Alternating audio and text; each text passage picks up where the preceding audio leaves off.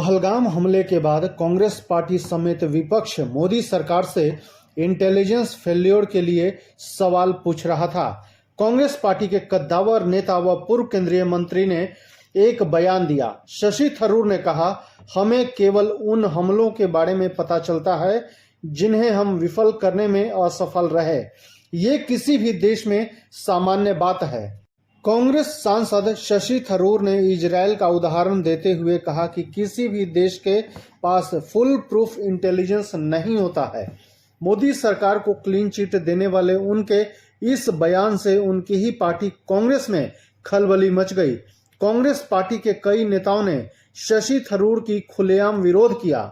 राजनीतिक गलियारों में चर्चा है कि शशि थरूर अब कांग्रेस से विदाई लेने वाले हैं।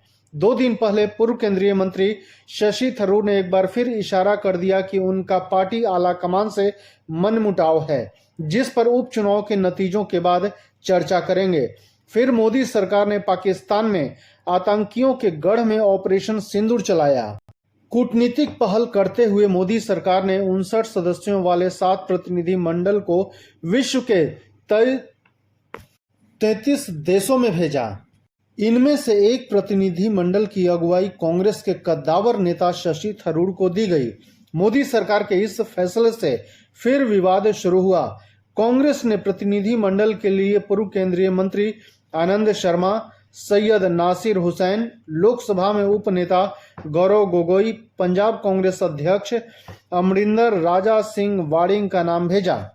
मोदी सरकार ने कांग्रेस की ओर से पूर्व विदेश मंत्री सलमान खुर्शीद, विदेश राज्य मंत्री रहे शशि थरूर, राज्यसभा सांसद आनंद शर्मा, चंडीगढ़ के सांसद मनीष तिवारी और अमर सिंह को चुना।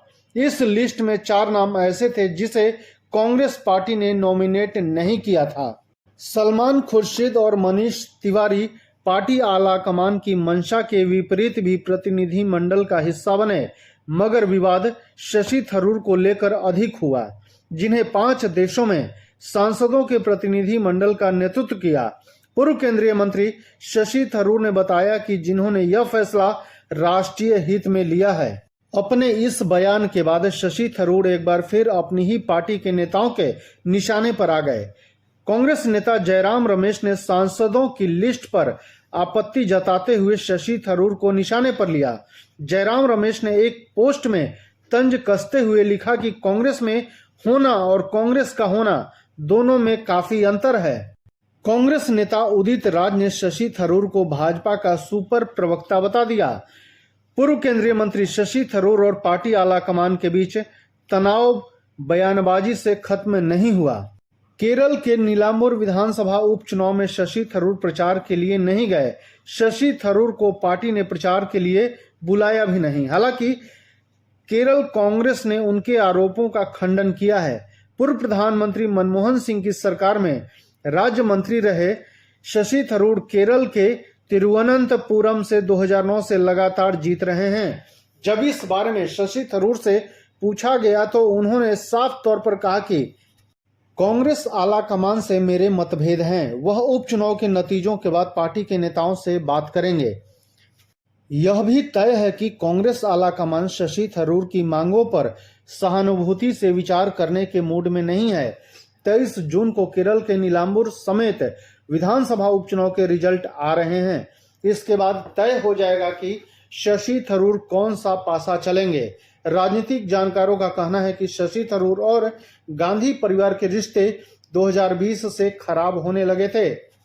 शशि थरूर G23 में कहे जाने वाले उन नेताओं में शामिल थे जिन्होंने संगठन में बदलाव की वकालत की थी। तब यह तय माना गया कि शशि थरूर गुट के नेताओं ने राहुल गांधी के नेतृत्व को चुनौती दी है। आखिरकार उस गुट में शामिल गुलाम नबी आजाद, कपिल सिब्बल को पार्टी से बाहर जाना पड़ा।